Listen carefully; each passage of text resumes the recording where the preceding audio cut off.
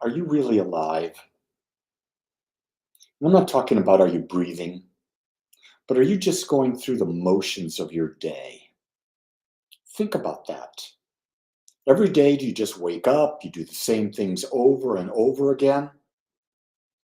Last night, I was lying in bed next to Jean, and we were having a conversation, and I asked the question, I wonder what more I can do to feel alive. And she looked at me and said, Aren't you doing enough?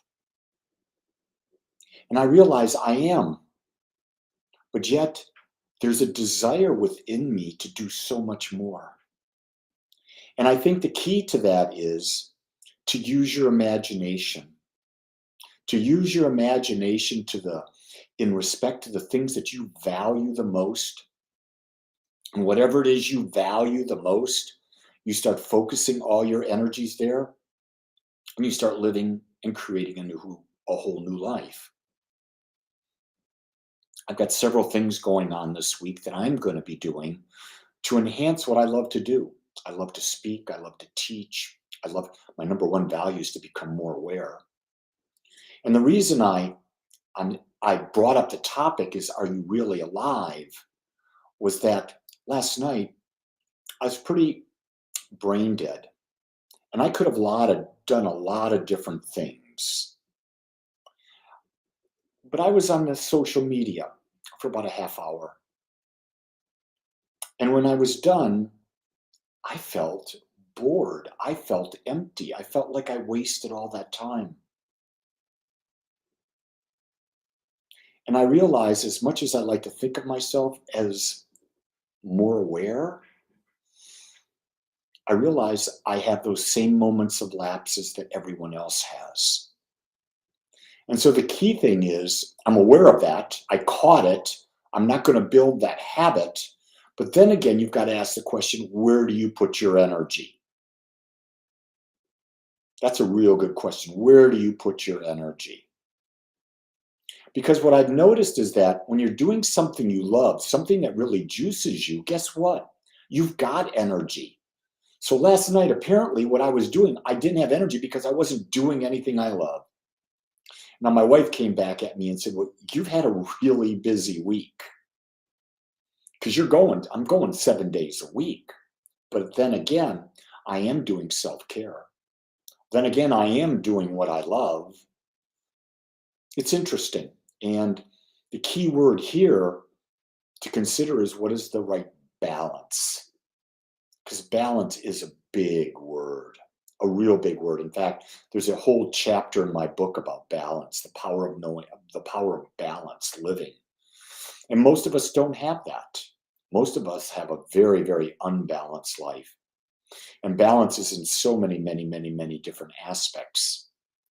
So the thing that really popped for me as I considered talking about this with you was, where am I wasting my time? And when I talk about wasting my time, where am I putting energy or focus that is not really anything that concerns me, that's not my business? I have nothing to do with it. I can't change it. So why am I giving it any energy? I'm asking you that same question. Where are you putting your energy that you can't change a darn thing? Can't change a darn thing. What can you change in your life? You. How you think, how you look at the world, how you feel, what emotions do you feel? And here's the key thing I'll share with you. Feel every emotion. Don't try to block them. Feel them. Feel them all from top to bottom. Then let them go. New ones are going to come up. They always do. Why? Because we have preferences. We've created preferences through our lives by the way we think. We think that we're open to all experiences, but in retrospect, we are really not. We want things one way, the way we want them. And when we do that, when we live with that motto, guess what? We're going to have a lot of pain because the world, the universe, doesn't always give you what you want. It gives you everything. And you've got to look at everything as a gift to bring you into balance, to see life in balance, to know life is in balance, to realize there has to be the yin for the yang, the hot for the cold, the good for the bad. There has to be. Otherwise, you can't experience. And I truly believe that we have these bodies that have sensations and senses, and we have these minds and heart with preferences in that is for the experience of life. But true suffering is the result of attachment and unrealistic expectations. And when you can let that go, you're a far better place. Can you take 2 minutes today and imagine your life in a different level, one that you would love? And once you find whatever that is, can you take one step in that direction? If you can, you'll find out you're really alive. Make it a great day, everyone. Only you can. Much love.